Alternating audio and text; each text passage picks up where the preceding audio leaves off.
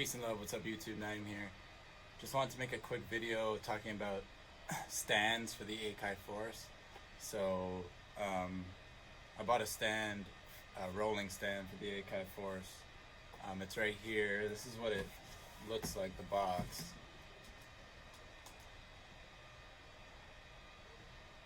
It's the MIX400 mobile equipment stand. Got it off Amazon.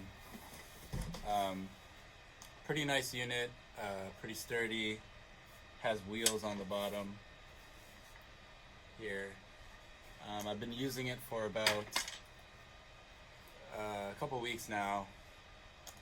I just wanted to show something that I haven't seen anyone show yet. So I got my Force here.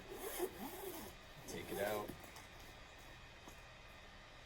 So got my Akai Force here. I'm going to put it on the stand here. So, it sits on the stand well and all that, but the Akai Force has these little knobs here for the phones and the volume control. And this stand has these little legs that keep the unit from falling. So when you put it in here, you gotta kind of like sit it off to one side. So there's like a gap here. I don't know if you guys can see that. Try and zoom that in. Okay, it doesn't zoom.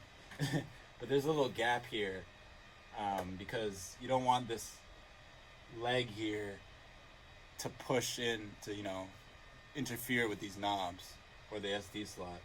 So there's a bit of a space here, but it actually works out kind of well because I have my external drive. I have like a Samsung external drive that I usually use with this.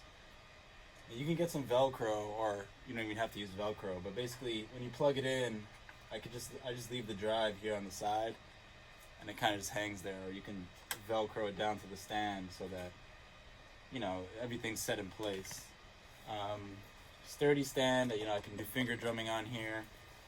I usually have my MIDI hooked up to my keyboards and stuff like that. But this is a decent stand, and it's sturdy. People talking about wobble.